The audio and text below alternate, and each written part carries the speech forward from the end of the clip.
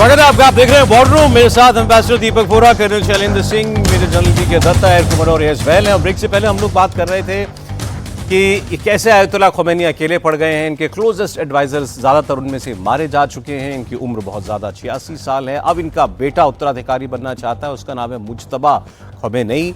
और दूसरी ओर जिस राजा को, शाह को हटा करके खोमेनी सत्ता में आए थे इस्लामिक रेवोल्यूशन 1979 के बाद, अब उनका बेटा जो है Reza Pahlavi, Shah Reza Pahlavi, वो उसने भी अपना दावा ठोक दिया है कि अब इनके बोरिया बिस्तर समेटने का वक्त आ गया आयतुल्लाह के, और अब मेरी बारी है आने की। लेकिन क्या अमेरिका और इजराइल सीधे आयतुल्लाह को टारगेट करेंगे, इस सवाल था, इस पर हमने बात की। और इसको लेकर ये सारी लड़ाई शुरू हुई ईरान को परमाणु हथियार बनाने से रोकने के लिए। इसी के लिए तो इजराइल ने ऑपरेशन राइजिंग लाइन शुरू किया था। 12 जून की रात से इजराइल लगातार ईरान के परमाणु ठिकानों पर बम बरसा रहा है। इजराइल के निशाने पर वो वैज्ञानिक भी हैं जो ईरान के परमाणु कार्यक्रम को आगे बढ़ा रहे हैं। इजराइल ने अब तक 9 वैज्ञानिकों को मार दिया है। इजराइल ने ईरान के कई परमाणु साइट्स पर हमले किए, जिनकी तस्वीरें अब आ रही हैं। जानकारी के मुताबिक ईरान ने इस्फहान परमाणु सेंटर, शिराज मिसाइल उत्पादन सुविधा, तबरेज उत्तर मिसाइल बेस के साथ साथ नतांज परमाणु संयंत्र, ऐसे कई परमाणु ठिकानों पर हमले किए हैं। हालांकि फोर्डो फ्यूल एनरिचमेंट प्लांट अभी भी सुरक्षित है। इसे ईरान का माउंट डूम कहा जाता है। लेकिन फोर्डो फ्यूल एनरिचमेंट प्लांट पर हमला करना इतना आसान नहीं, क्योंकि वो जमीन में कई 100 फीट नीचे बना हुआ है। ईरान के प्रमुख परमाणु साइट नतांज को भारी नुकसान पहुंचा। मैं आपको अभी इनकी बिफोर आफ्टर तस्वीरें भी दिखा रहा हूं। ये पहले कैसे दिखते थे, हमले के बाद कैसे दिखते हैं, डिटेल में इस पर बात करेंगे। नतांज वो जगह है जहां ईरान यूरेनियम एनरिचमेंट कर रहा था, और यूरेनियम को एनरिच करने के बाद ही इससे परमाणु बम बनाया जाता है। इजराइल ने ईरान के सबसे बड़े परमाणु संयंत्र नतांज पर हमला किया है, और इस हमले में नतांज में मौजूद लगभग 15,000 सेंट्रीफ्यूज नष्ट कर दिए हैं। अंतर्राष्ट्रीय परमाणु ऊर्जा एजेंसी के चीफ राफेल ग्रांसी ने जानकारी दी कि ईरान ने नतांज की इस अंडरग्राउंड यूरेनियम एनरिचमेंट साइट में सेंट्रीफ्यूज पूरी तरीके से बर्बाद किए हैं। ये सेंट्रीफ्यूज टूट गए हैं। 15,000 सेंट्रीफ्यूज का गंभीर रूप से क्षतिग्रस्त हो जाना ईरान के न्यूक्लियर सपने के लिए बहुत बड़ा झटका है। तो एक एक करके ही बात कर लेते हैं हम। पहले नतांज की बात, फिर मैं आगे आपको दूसरी साइट के बारे में बताऊंगा। अगर सर आप इसके बारे में थोड़ा सा बता पाएं।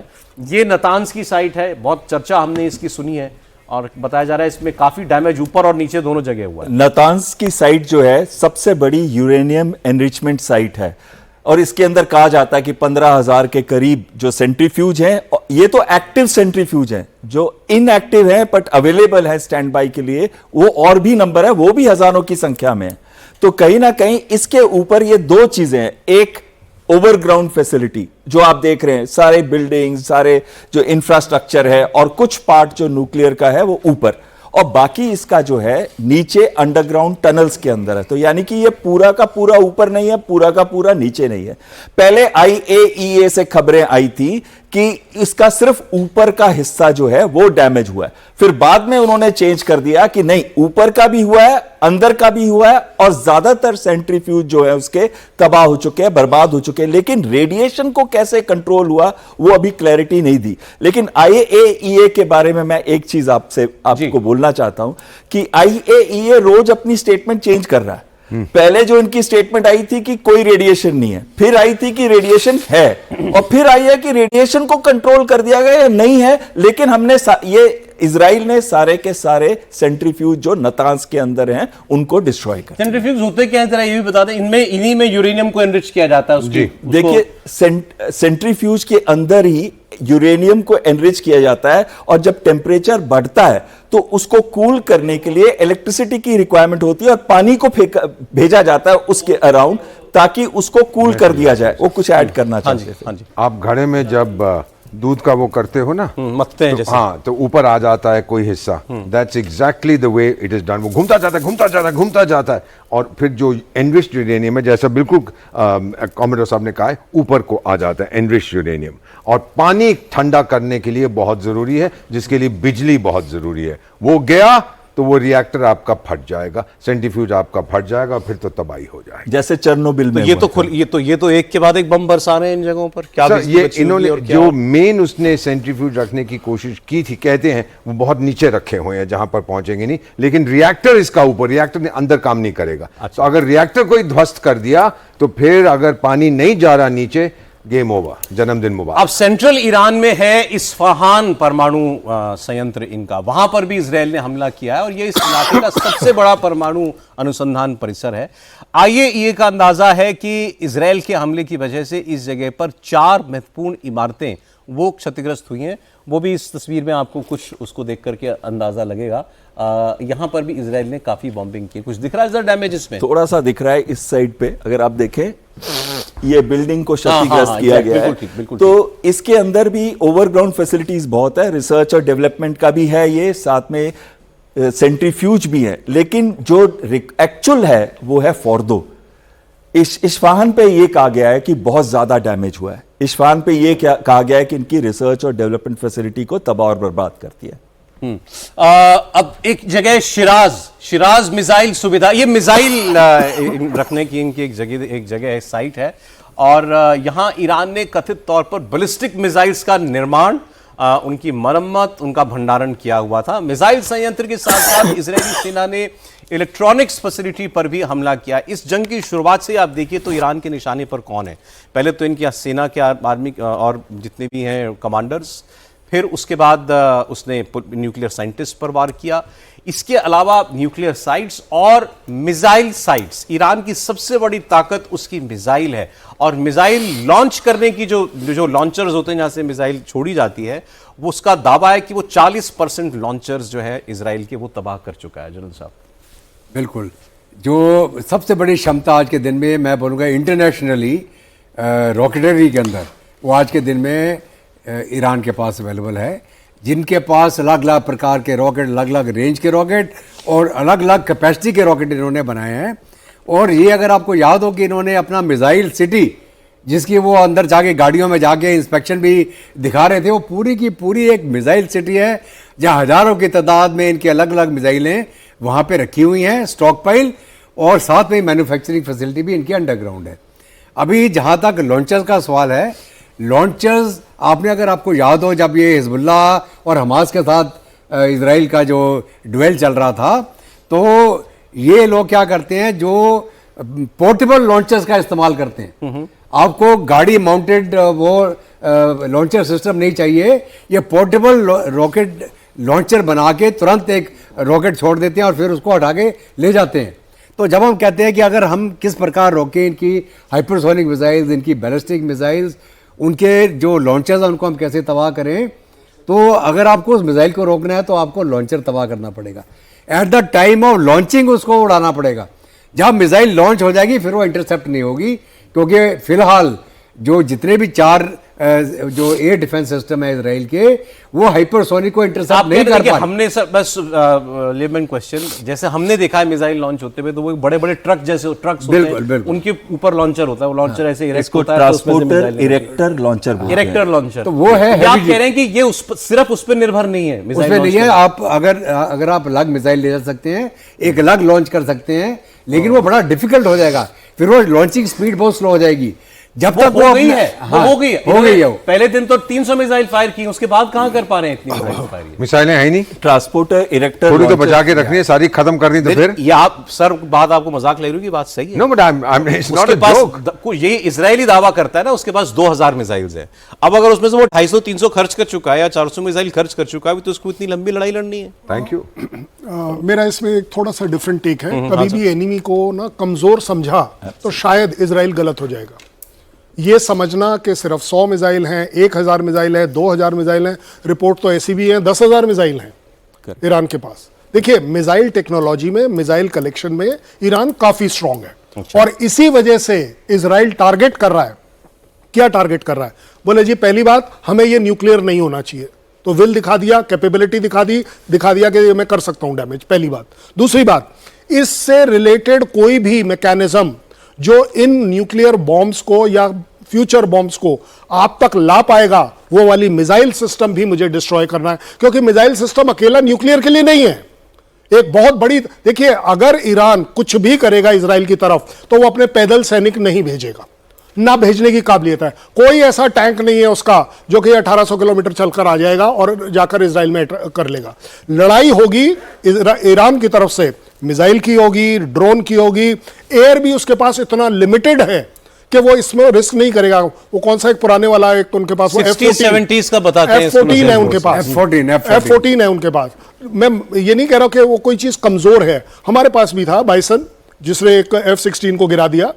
काबिलियत के पॉइंट ऑफ व्यू से हम उसको अंडर एस्टिमेट नहीं करेंगे, बट क्या वो डैमेज कर पाएगा या नहीं, जहां पे जाएगा कैसे वहां, मैं यही कह रहा हूं कि वो जो 4 जहाज F35 बोल रहा है, देखिए जो साइड लूज कर रही होती है ना, वो इन छोटी छोटी खुशियों को ढूंढती है कि अरे भाई मैंने एक गिरा दिया, अरे भाई मैंने एक गिरा दिया। तुम्हारा पूरा का पूरे 2 न्यूक्लियर साइट डिस्ट्रॉय हो गए, तुम्हारी लॉन्चर्स डिस्ट्रॉय हो गए, तुम्हारी एयर डिफेंस सिस्टम डिस्ट्रॉय हो गए, तुम्हारे एनर्जी डेपोज डिस्ट्रॉय हो मेरी 2 मिसाइल और आप बोल रहे हो कि मेरे गिर गए। देखिए उसमें कोई बड़ी बात नहीं है। ज्यादा बड़ी बात यह भी होती है कि एक कंट्री, इजराइल जैसा कंट्री, स्ट्रैटेजिक टारगेट्स को डिस्ट्रॉय कर रहा है। आप एक जहाज के लिए पड़े रहे, मैंने एग्जांपल ही आपको दिया था, वो शाहबाज शरीफ 80 जहाज आए थे इंडिया से ऑफ सिंदूर में, वो गिनते रह गए, हमारे जहाज काम करके भी वापस चले गए। ठीक, जल्दी से छोटी छोटी खबरें और हैं इसी जंग से जुड़ी हुई। मैं आपको जो पिक्चर्स दिखा रहा था, इसमें एक तबरेज की भी और आपको पिक्चर दिखा देता हूं। ये मिसाइल बेस की सैटेलाइट तस्वीरें हैं जिससे इजराइल के हमले में हुए नुकसान का कुछ अंदाजा लगता है। तबरेज का सेंटर ईरान के लिए एक प्रमुख बैलिस्टिक मिसाइल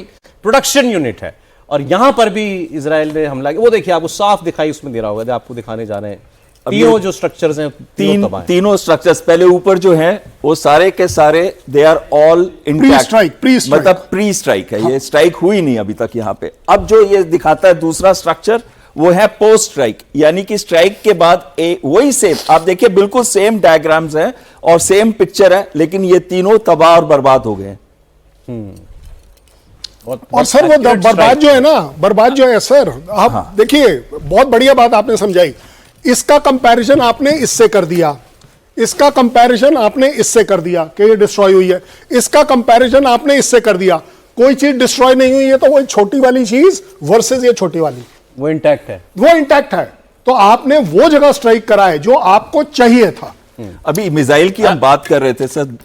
हाँ जी, आप बोल लीजिए, फिर दिखाता हूं। क्योंकि इसमें कई फिगर्स हैं, कोई 1000 कह रहा है, कोई 3000, 2000, कोई 10,000 कह रहा है, लेकिन उनके पास वाइड वैरायटी है इंटरमीडिएट रेंज बैलिस्टिक मिसाइल्स की, और जिसकी एक्यूरेसी भी अच्छी हो गई है और साथ साथ में उसमें एडवांस गाइडेंस सिस्टम भी लग गए हैं और उनको मैन्यूवरेबल भी कर दिया गया, यानी कि जब वो आती है तो अपना डायरेक्शन चेंज कर सकती है, जिसकी वजह से आपने देखा पहले कहते थे हम 10% लीक हुए, अब तो उसका भी नंबर बढ़ गया। इसी वजह से अगर हाइफा रिफाइनरी को ज्यादा मिसाइल हिट कर रही है, ज्यादा मिसाइल हिट कर रही हैं और इनके जो सिस्टम है एक्यूरेसी भी। अब मिसाइल के एग्जांपल में तो इमाद भी ले लें, हम गदर भी ले लें, शिकन भी ले लें, बहुत टाइप की हैं, शहाब 3 और 4 they can reach anywhere in Israel. That's right. They can reach anywhere in Israel and now they are quite accurate also. पहले इतनी accurate नहीं थी जितनी अब ये हो रही है। अभी आज ट्रंप ने बोला ना कि हमारे ऊपर हमला नहीं होना चाहिए, मतलब यूएस के ऊपर, किसी एसेट पे नहीं होना चाहिए। सर ईरान से खबर यही आई थी कि अगर अमेरिका वॉर ज्वाइन करता है तो हमारे लिए इजराइल पर हमला करना मुश्किल है, तुम्हारे एसेट्स पर हमला करना तो बहुत आसान है, क्योंकि उसके बेस खुदकुशी करना बहुत आसान है। ऐसे इतने प्रोटेक्टेड नहीं होंगे जितना इस वक्त इजराइल है। और ईरान के मिसाइल हमले का इजराइल भी जवाब दे रहा है। इजराइल ने ईरान पर 7 फाइटर जेट से हमला किया है बीती रात, और ईरान की 12 मिसाइल साइट्स उसने वहां पर उसने अटैक किया। इजराइल के एयरफोर्स ने दावा किया है, साथ ही कहा है कि इजराइल को निशाना बनाने की साजिश नाकाम कर दी गई है। इजराइल ने ईरान में बैलिस्टिक मिसाइल बेस को तबाह किया। कुछ पिक्चर्स हैं, तस्वीरें देखिए, ईरान की तस्वीरें हैं, धमाकों की तस्वीरें जो वहीं के लोकल लोगों ने जो कैप्चर की।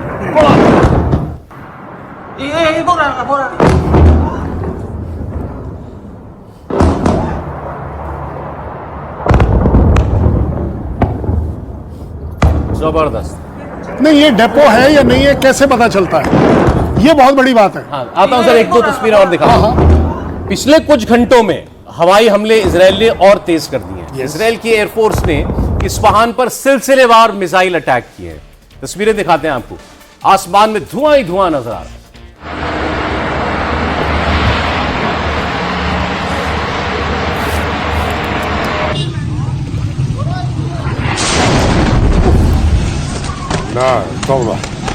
ये तो कुछ भावलपुर जैसा क्या, जैसा भावलपुर में। क्यों इतनी मार खा रहे हो भाई? ईरान के कई शहरों में भारी तबाही हुई है, बिल्डिंग्स जमींदोज हो गई, चारों तरफ मिसाइल हमले के बाद बस तबाही दिखाई देती है। ये एक और तस्वीर आपको दिखाई गई। शर्म नहीं आती इनको? कल हमने आपको दिखाया था इनका जो वो स्टेट मीडिया जो था चैनल, टीवी चैनल, वहाँ जिस तरीके से वो मोहतरमा भाग गई थी बोल वहां रही से। थी अंदर, तभी ब्लास्ट हो गया। अच्छा, वो कह भी यही नहीं थे कि हम तक कोई बम नहीं पहुंच सकता। नहीं right. right. कि हम नहीं हटेंगे, और वो 2 सेकंड में हट ली। तो फिर सर, ये और क्या एक होती है? और तस्वीर आई है।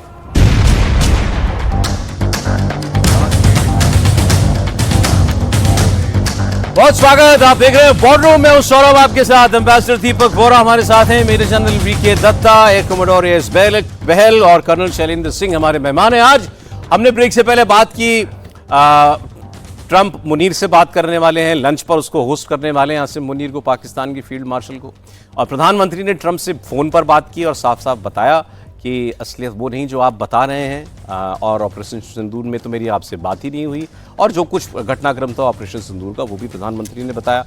अब बात करते हैं इस लड़ाई की, ईरान और इजरायल की, जिसकी चर्चा पूरी दुनिया में है, और शायद यही वजह बनी है कि ट्रंप को आसिम मुनीर को व्हाइट हाउस में बुलाकर उससे बात करने की जरूरत महसूस हुई।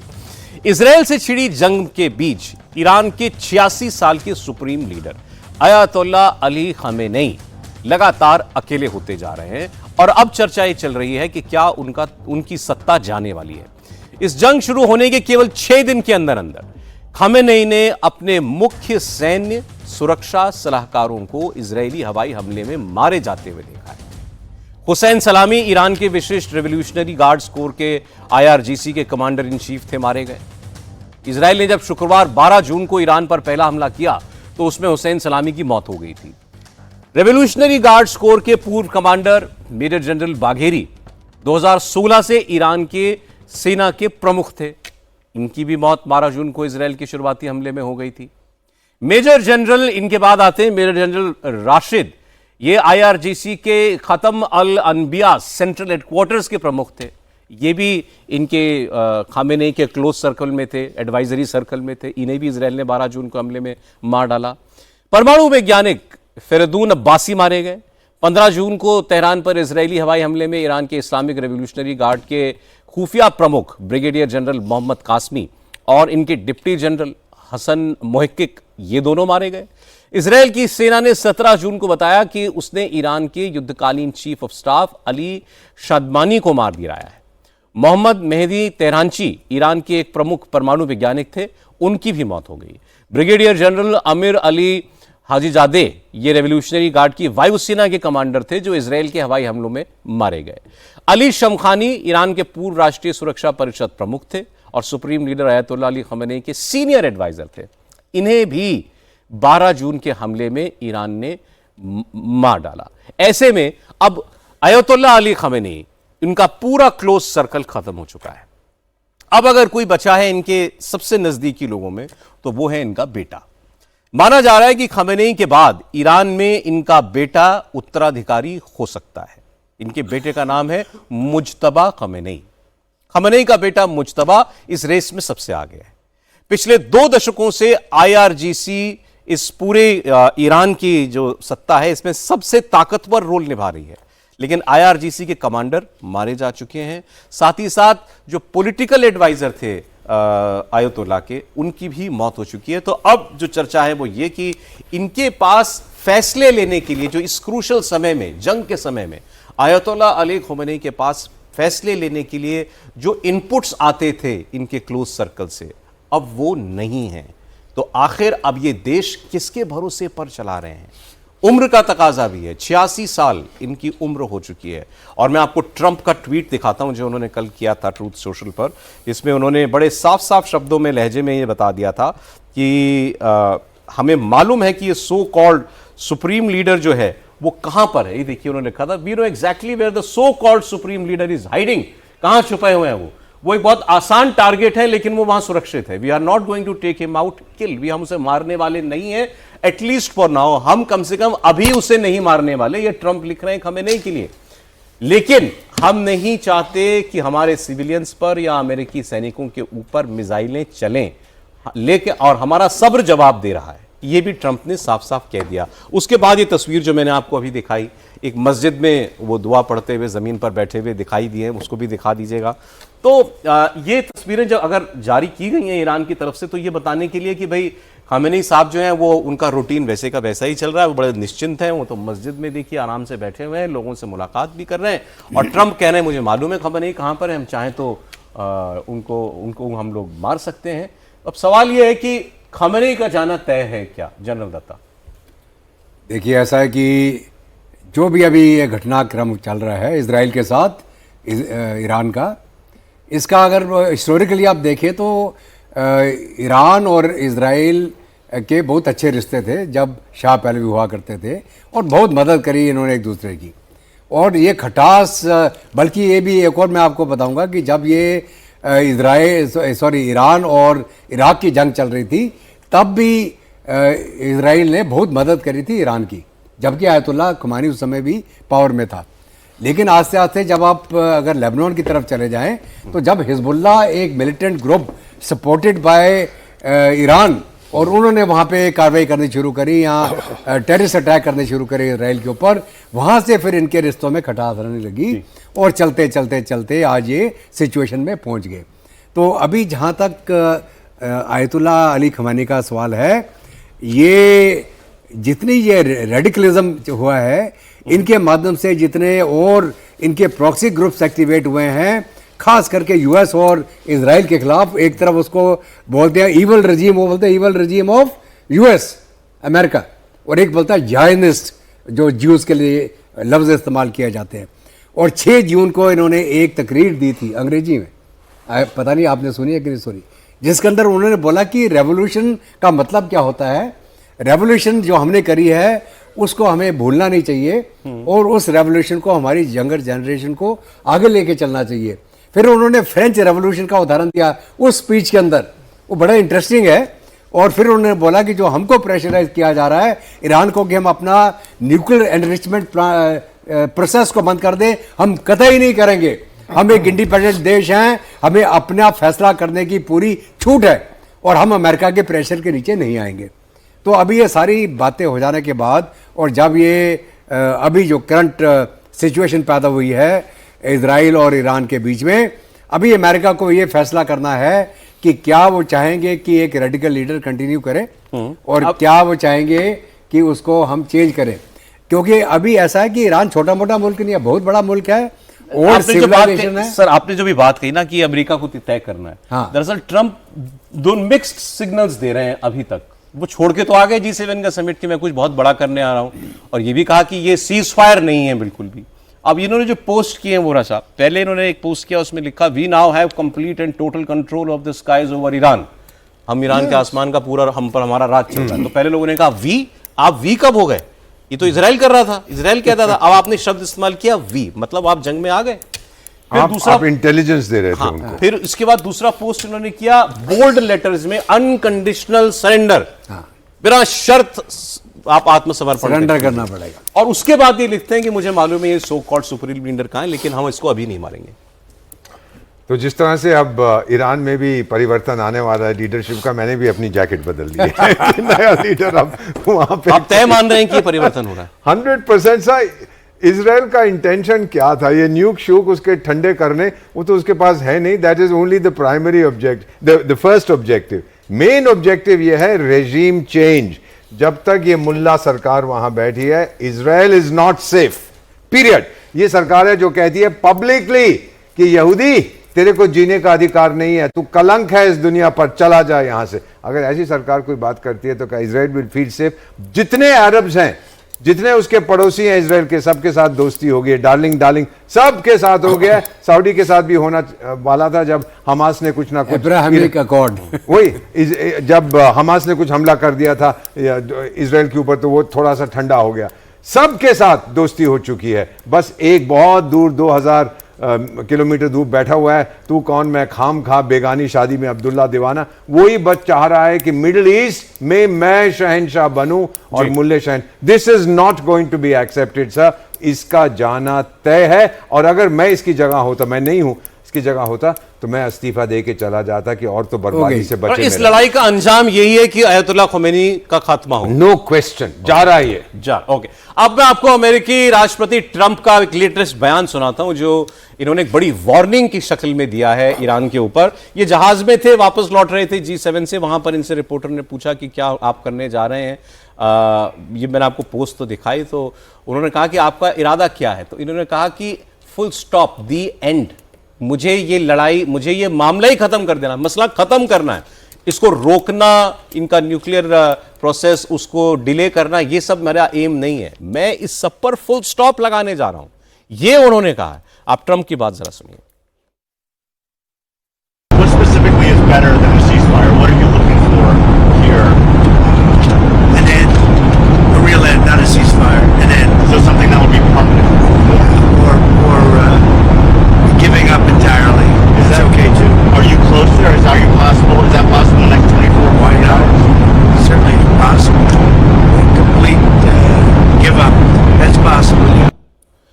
अब अगेन ये थोड़ा समझना पड़ेगा, ये जो कह रहे हैं गिव अप जो है वो किसके लिए, न्यूक्लियर प्रोग्राम के लिए कह रहे हैं, या गिव अप मतलब छोड़ दो, चले जाओ यहां से। अब बहुत ही अच्छा प्रश्न पूछा आपने। बेसिकली यही मूल है। जब उनसे पूछा गया कि बेटर क्या है सीज फायर से, तो उन्होंने कहा रियल एंड, असली खत्म कैसे खत्म होगा। असली खत्म तो तब होगा जब खुमैनी या तो मारा जाएगा या रजीम चेंज होगी। ये इनके मन में है, ये बोल नहीं रहे हैं और ये कह रहे हैं कि हम मारेंगे नहीं, पर इनका मतलब यही। और नेतन्याहू यही इनको लास्ट 3-4 हफ्ते से इनके मन में डाल रहा है, बार बार वो यही कह रहा है, एक कि अमेरिका को आना चाहिए, और दूसरा कि जब तक खमैनी मारा नहीं जाएगा तब तक इस वॉर का रियल एंड नहीं वो होगा। आप कल बता रहे थे ना इंटरव्यू में, जो नेतन्याहू ने कहा, नेतन्याहू से पूछा गया कि अगर आप मान लीजिए अली खमेनी पर हमला करते हैं तो इससे तो जंग बढ़ जाएगी, तो उन्होंने कहा जंग बढ़ेगी नहीं, खत्म हो जाएगी। अब इसके ऊपर मैं थोड़ा सा 2 मिनट मुझे जरूर दीजिएगा। इसमें 86 साल के हैं अभी खमेनी, तो अभी बीमार रहते हैं लेकिन मरने वाले नहीं हैं। दूसरा है कि मरने वाले मीन्स उनको कोई मारे ना तो, हाँ। और दूसरा है कि मुजतबा, जो आपने बात बताई थी, उनका लड़का मुजतबा खमैनी, वो कहते हैं कि नेक्स्ट उन्हीं की लाइन के लिए। लेकिन एक और आदमी भी है, सादिक लारियानी, वो उनके बहुत क्लोज है। आपने भी सारे नाम बताए कि इनके कितने पॉलिटिकल, जैसे अली शमखानी, उसको भी मार दिया इन्होंने। जो इनका क्लोजर सेट है, खासकर IRGC का, IRGC ही बनाता है हिजबुल्ला, हमस और हूती, उनका सपोर्ट प्लान, उनको कैसे ऑपरेशनलाइज करना है, कैसे लॉजिस्टिक्स जाना है, ये पूरा का पूरा IRGC कोऑर्डिनेट करता है। तो वो उसके सारे प्रोमिनेंट लीडर्स को उन्होंने खत्म कर दिया है, और पूरा इनर सर्कल में काफी सारे लीडर्स खत्म कर दिए हैं। अब खमैनी के पास क्या चॉइस है? खमैनी के पास चॉइस है कि वो वॉर को कंटिन्यू रखे, लेकिन एक और आदमी का नाम है जिसका नाम कोई भी नहीं ले रहा, और वो आदमी है प्रेसिडेंट मसूद पेजेश्कियान, इनका राष्ट्रपति। आपने एक सेंटेंस उन्होंने बोला था वॉर शुरू होने के टाइम में कि जो इजराइल ने किया गलत किया, उसको कंडेम किया। उसके बाद से आपने कहीं भी इनका नाम सुना है? कोई भी स्टेटमेंट सुनी है? इनको मॉडरेट की तरह देखा जाता है। और जो मेरे को लग रहा है, मैं आपको पूरा इनका बताता हूं, ये प्रेसिडेंशियल इलेक्शन जीते थे हार्डलाइनर से। इनकी कैबिनेट के अंदर जो डिप्लोमेट है वो वेस्टर्न नेशंस के साथ काफी क्लोज है, और साथ में महिला जो मिनिस्टर है एक, वो भी है इनके कैबिनेट में। इन्होंने इकोनॉमिक रिफॉर्म शुरू करने की कोशिश की थी। अगर वेस्टर्न माइंड के अंदर अगर ये आता है कि अगर हम खमैनी को मार दें, और ये प्रेसिडेंट तो है ही है, इसको कहें कि प्रेसिडेंट टेक ओवर, बिकॉज ये मॉडरेट है और इसके ख्यालात जो हैं वेस्टर्न से मिलते हैं, ये इकोनॉमिक रिफॉर्म्स की तरफ ही फोकस करता है, वो एक शायद सॉल्यूशन हो सकता है इस पूरे वॉर के अंदर। बाकी मारना किसी को आसान है, लेकिन अगर वो देश केओस में चले जाए या वो देश के अंदर से हार्डलाइनर ना हटें, तो उसके एंड में सॉल्यूशन क्या है? फिर तो वो सॉल्यूशन एक्चुअली इनकी सरकार का सिस्टम, आपने अच्छी बात छेड़ दी है। ईरान में जो है कि आयतुल्ला खोमेनी ये बेसिकली रेवोल्यूशन के लीडर थे। इनसे पहले जो पहले आयतुल्ला थे वो लीडर थे, उनकी मृत्यु होगी, तो उसके बाद पिछले 40 साल से तो मतलब ऑलमोस्ट 35-36 साल से ये लीड कर रहे हैं। 46 इयर्स टोटल वो आयतुल्ला के जाने के, फर्स्ट आयतुल्ला के जाने के बाद ये बने बिल्कुल। तो ये आइडियोलॉजिकल लीडर है। सरकार चलाना और बाकी चीजें देखना, वो जो आपने जिनका नाम लिया पेजेश्कियान, वो अभी जीत के राष्ट्रपति बने। जिनको हरा के ये राष्ट्रपति बने थे वो थे अहमदी निजाद। खबरें ये आ रही हैं कि अहमदी निजाद भी मारे जा चुके हैं।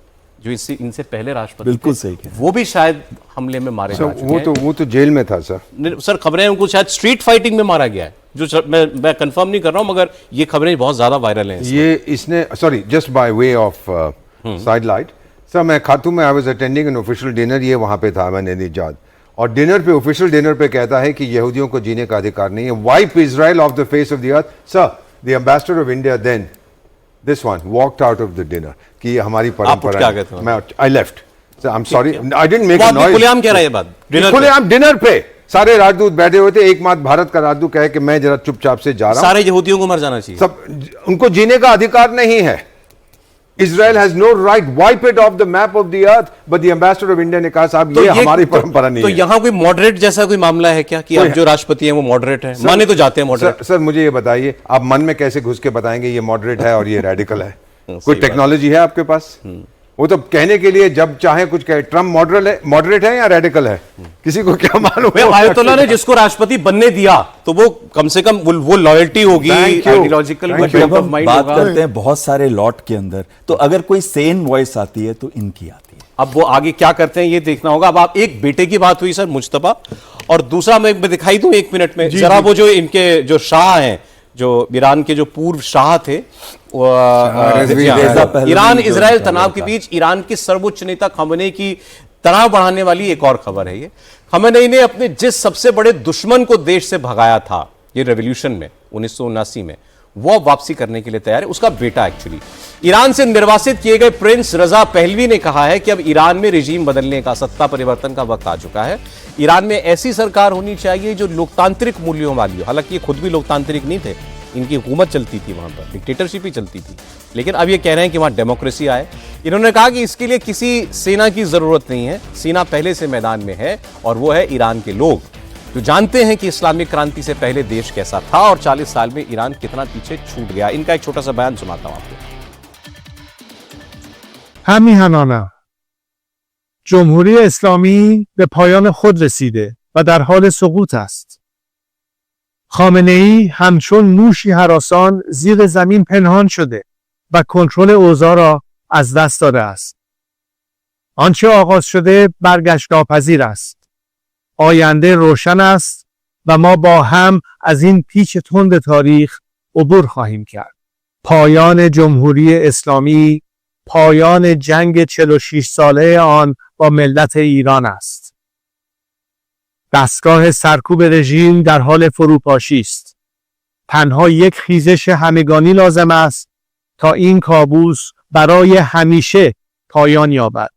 अच्छा, इनको मौका दिख गया है रजा पहलवी को कि भाई अब मेरी लॉटरी लग सकती है, तो ये अपील ये कर रहे हैं कर्नल साहब वहां लोगों से कि तुम उठ के खड़े हो जाओ, और खास तौर पर सेना, पुलिस, आर्म्ड फोर्सेस से ये कह रहे हैं कि अब उसकी गुलामी करना बंद कर दो आयतुल्लाह की। जो इसके फादर के साथ किया था फौज ने, अबैंडन कर दिया था, ये वही कह रहा है। वही चाह रहे हैं कि उनके साथ करो। सबसे बड़ी बात है, अगर आप 3-4 चीज़ों को कनेक्ट करें, आपने शुरुआत कर दी, मैं इस पर लास्ट में आ रहा हूँ, मुझको 10 सेकंड दीजिएगा।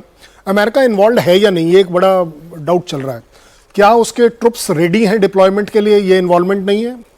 क्या जिस तरीके की घेराबंदी उसने ईरान की कर रखी है, क्या ये इन्वॉल्वमेंट नहीं है? किस तरह की एयर डिफेंस वो दे रहा है आउटसाइड इजराइल, क्या ये इन्वॉल्वमेंट नहीं है अगेंस्ट इजराइल और अगेंस्ट ईरान? ये सब जो बॉम्बर B-52 उसने डिप्लॉय कर रखे हैं, क्या ये इन्वॉल्वमेंट नहीं है?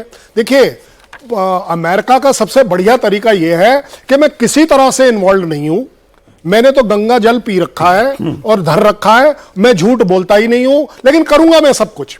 आ गई अगली बात, खमेनी साहब का जो मामला है, देखिए शाह जो जिसको उन्होंने हटाया था, आज अगर आप उसका बेटा जो कुछ बोल रहा है वो मुझे समझ आ रहा है वो क्या बोल रहा है।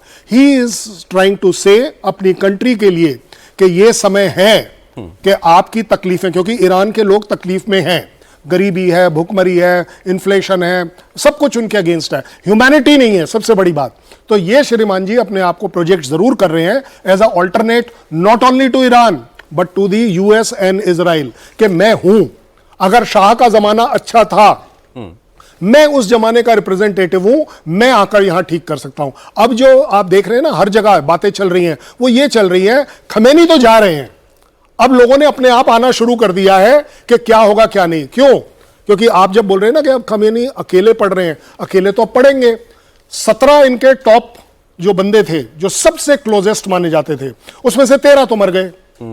अच्छा, जो 14वां 15वां है वो ऑलरेडी छुपा फिर रहा है कि मेरा नंबर आने वाला है। बिल्कुल सही। आज की तारीख में उनका आर्मी चीफ बनने को कोई तैयार नहीं है भाई। 2-3 दिन हो गए, 2 बार चुके हैं वो। नहीं, वो तो एक के बाद एक बार चुके हैं। जो तीसरे नंबर वाला था उसने सडनली हाथ नीचे भी कर लिया है कि भाई अगर मरना ही है, वो बोल रहा है कि मैं अपनी जगह से ही सारे काम करूंगा, लेकिन मुझे आप मत बलि चढ़ाइए। ज्यादा बड़ी बात यह है, Iran is heading for trouble, is no doubt about it. Khamenei is over. तभी आप देख रहे हैं कि इस समय पर भी आकर वो जिस तरीके से मस्जिद में प्रेयर कर रहे हैं, तो ये वो प्रेयर का वो मामला ये भी होता है, चलो अपनी आखिरी ख्वाहिश ये भी पूरी कर लो कि जाने से पहले मैंने ये काम जरूर किया है। ये एक क्लैरिटी है चीजों में। ये श्रीमान जी जा रहे हैं, ये इन्हें पता है, लेकिन जो और ट्रंप इसीलिए ने- ये अपने बेटे को अब आगे कर रहे हैं। बेटे की बातें पहले तो नहीं होती थी, अचानक मैं बेटे यही की कह रहा हूं बात ना, होनी शुरू हो गई। तो ये क्लेम्स हैं, ये अपने आप के अपॉर्चुनिटी हैं, चांसेस हैं। वो राजा का बेटा कह रहा है, यहां इसका बेटा कह रहा है कि चलिए जी मैं अवेलेबल हूं, मैं अवेलेबल हूं। बेटों की जंग। बेटों की जंग हो ही रही है, ऑब्वियस। लेकिन सर, जो मतलब कुछ लोग लिख रहे हैं जो जानते हैं ईरान और इस रिजीम को, कि ये व्यक्ति सरेंडर तो नहीं करने वाले, ये शायद मारा जाना पसंद करेंगे, ये शायद भाग जाएगा। भाग जाएंगे। आपको लगता है? भाग चुका है सर, आई डोंट नो। नहीं, देखिए, आपको लगता ज्यादा बड़ी बात है ना, सरेंडर को आप किस तरह से लेते हैं। यूएस बोलता है सरेंडर इज अ रिस्पेक्टेबल। जाने का बात हो रही है कि जा रहे हैं आप, इस दुनिया से जा रहे हैं, ईरान से जा रहे हैं, अपने आप से जा रहे हैं, आप जा जरूर रहे हैं, और इस बात के लिए आप सरेंडर कर दीजिए। से अभी ट्रंप ने क्योंकि लिखा कि हमें मालूम है खमेनी कहां है, लेकिन हम नहीं उसे मारेंगे, फिलहाल तो नहीं मारेंगे, ये लिखा, राइडर लगाया है नीचे। अगर ये हमला करें इनके ऊपर तो इसका फॉलोआउट क्या है? बिल्कुल। अभी एक चीज मैं बोलना चाहता था उससे पहले, राजा पहलवी के बारे में। 17 साल की उम्र थी जब वो गए थे अमेरिका। पूरे वेस्टर्न एजुकेशन और वेस्टर्न स्टाइल को फॉलो करते हैं। उनका कनेक्ट जो है ईरान से काफी हद तक कट चुका है। और दूसरी चीज आती है, उनकी अपनी बेटी की शादी जू बिजनेसमैन के साथ हुई है। ये अभी रिसेंटली हुई है, ये भी नहीं कोई बहुत पुरानी बात कर रहा हूं मैं।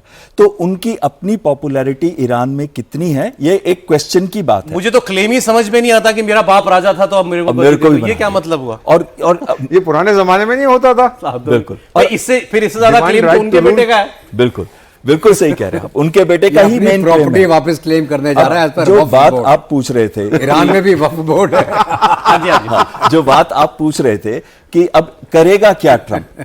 ट्रंप चाहता है जितनी डिस्ट्रक्शन इजराइल कर सके उसके फायदे में, जितने लोगों को वो मार सके उसके फायदे में, उसके अपने बंदे इन्वॉल्व ना हो उसके फायदे में है। लेकिन तब भी अगर प्रॉब्लम सॉल्व नहीं होती और फौर्दों को अटैक करना पड़ता है या फिर खमैनी को मारना पड़ता है, तो फिर ट्रंप जरूर इस वॉर के अंदर जंप कर जाएगा। और इसी वजह से सर आज उसके 2 एयरक्राफ्ट कैरियर, 26 शिप्स, उसके F-22, F-35, F-16 जहाज एक्स्ट्रा और एयर टू एयर रिफ्यूलर्स सब डिप्लॉय हो गए हैं। यहां तक कि डीगो गार्शिया के अंदर भी स्ट्रेटेजिक बॉम्बर्स डिप्लॉय हो गए। एक ब्रेक ले लेते हैं। देखिए, इसमें प्रॉब्लम दरअसल जो एक्सपर्ट्स बता रहे हैं वो ये है फिलहाल इजराइल और अमेरिका के सामने कि कोई ऑल्टरनेट नजर नहीं आ रहा कि आप खमेनी को कह रहे हैं हम चाहें तो मार सकते हैं, मार दोगे उसके बाद क्या? उसके बाद आपने इन्होंने जब इराक पे कब्जा किया उससे पहले सद्दाम हुसैन को अपना राजमहल छोड़कर भागने के लिए मजबूर किया।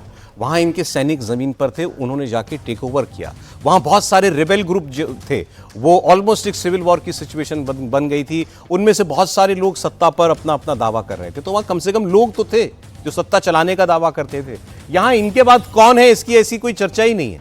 और ना यहां पर, क्योंकि इन्होंने इतना टाइट ग्रिप के साथ ये देश चलाया है इतने दशकों तक कि कोई और ना पॉलिटिकल फोर्स ना मिलिटेंट फोर्स ईरान में उभर ही नहीं पाई। आगे और हम लोग बात करेंगे, अब इस लड़ाई का भी आपको एक अपडेट देंगे, कल की रात किसने किस पर कैसे हमला किया। एक ब्रेक के बाद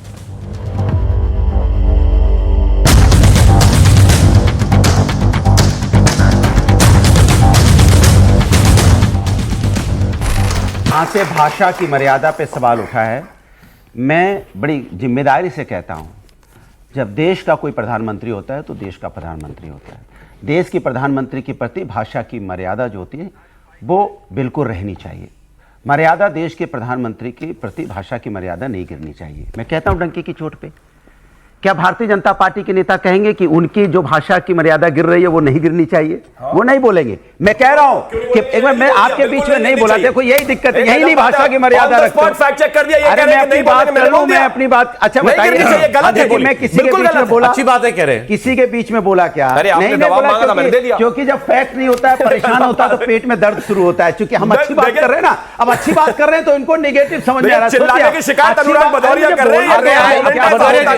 कैसे डिबेट हो गई? आपके बीच में कोई नहीं बोल रहा। आप उछक इसलिए रहे क्योंकि आप परेशान हो, क्योंकि सब राष्ट्र की बात क्यों कर रहे हैं? सब राष्ट्र की बात कर रहे हैं तो आपका लग रहा है एजेंडा खत्म हो गया आपका, तो आप टोक रहे बीच में। मैंने बोला कि देश के प्रधानमंत्री के प्रति भाषा की मर्यादा ठीक होनी चाहिए, उसकी मर्यादा नहीं टूटनी चाहिए। और क्योंकि वो देश के प्रधानमंत्री किसी भारतीय जनता पार्टी के अकेले के नहीं है, जो भारतीय जनता पार्टी इसका दम भरती है। और मैं फिर कहता हूं दोबारा से कि ये हिम्मत हम में है बोलने की। ये तो कमाल बात कह गई, ताली बजाई। नहीं, ये मेरी हिम्मत नहीं, ये मेरी हिम्मत है बोलने की, क्योंकि मैं राष्ट्र प्रेम करता हूं, राष्ट्र से प्रेम करता हूं। इसलिए कहता है मैं इस राष्ट्र का हनुमान हूं, देश मेरे लिए राम है, और सीना अगर चीरोगे तो इसके अंदर हिंदुस्तान निकलेगा। ये हमारी सोच है।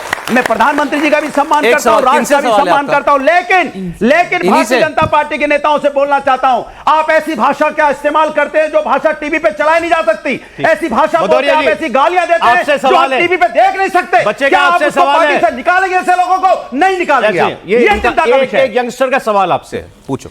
जैसे ऑपरेशन सिंदूर हुआ या कोई भी पाकिस्तान ऐसी हिमाकत करता है तो बीजेपी अच्छा काम करती है, मतलब उसके करती है, तो आप थैंकफुल हैं, उसके शुक्रिया अदा करना चाहेंगे बीजेपी को? मैं सेना का बहुत शुक्रिया अदा करता हूं। राष्ट्र की सेना, फौज, ये सेना है जो घुस के मारती है, ये देश की सेना है।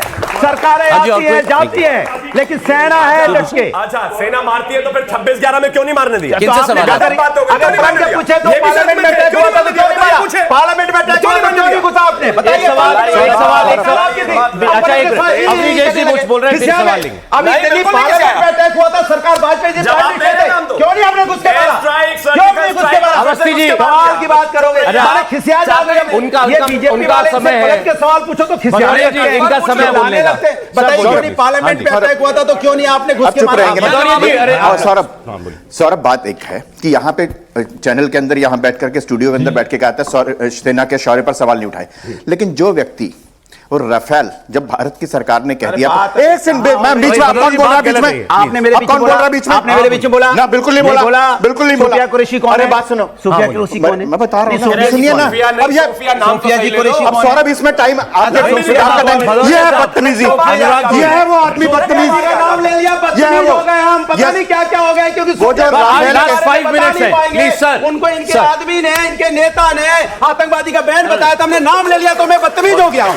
सोचो आप, हालत है। माने कितना बीपी हाई हो गया, कितना परेशान हो गया, मैं बदतमीज भी हो गया। ये प्रोफेसर की भाषा सुनिए, ये प्रोफेसर की भाषा है कि किसी को बदतमीज बोलना, किसी को गाली देना, ये प्रोफेसर की भाषा है। अब बोल लीजिए ना, अब बोलिए सर। नहीं,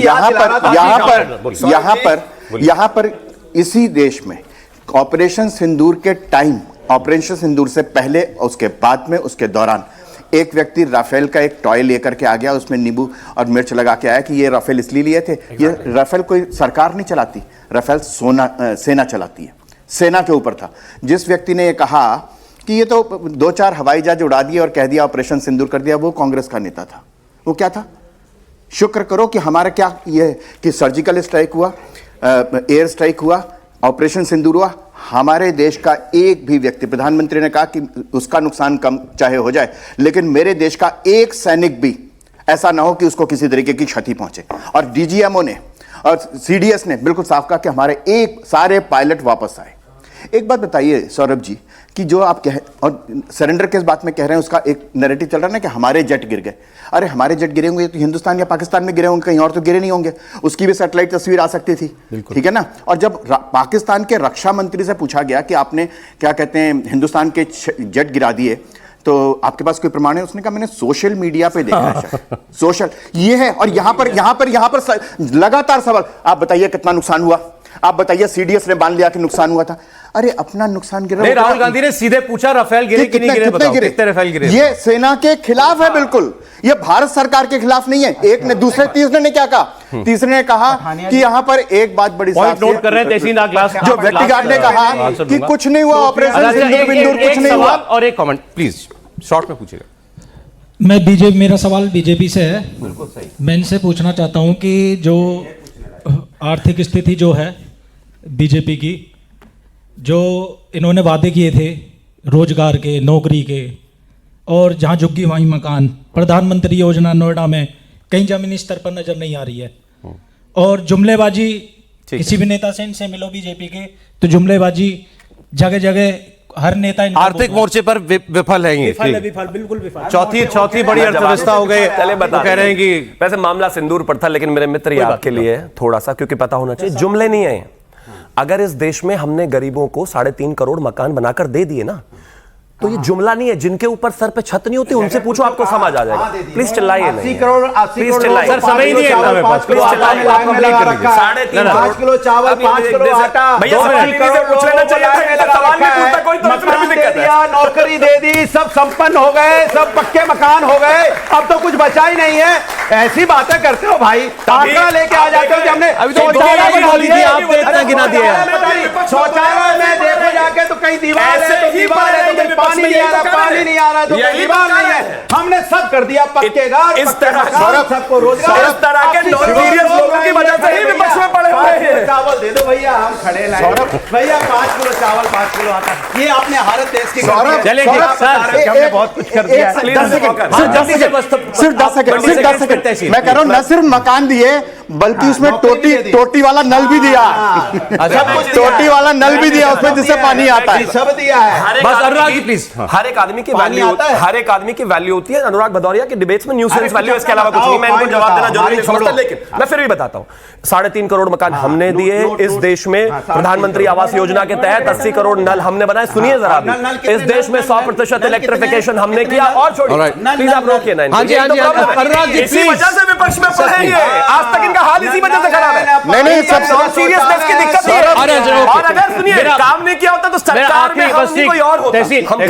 आज का क्लोजिंग कमेंट तहसीन पूनावाला का, क्या कांग्रेस पार्टी और राहुल गांधी जनता की नब्ज नहीं समझ पा रहे? तभी तो विपक्ष में पड़े। नहीं, खासकर इस ऑपरेशन सिंदूर की बात मैं कर रहा हूं। नहीं, मुझे लगता है कि कुछ सवाल उठाने जरूरी है, लेकिन मेरा ये सुझाव है कि माननीय प्रधानमंत्री एक ऑल पार्टी मीटिंग बुलाए, अगर स्पेशल सेशन नहीं बता रहे हो, खुद उसमें चेयर करे, ना कि क्योंकि वो आज तक वो नहीं आए।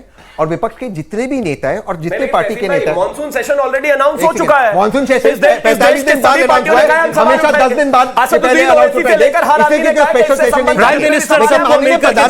एक ही लाइन, माननीय प्रधानमंत्री सभी विपक्ष के नेता और सभी पार्टी के नेताओं से क्यों बात नहीं कर सकते पर्सनली? बस ये एक सवाल है। अगर वो बात सारी बात की थी, वो नरेंद्र सरेंडर करने में लगे हुए हैं।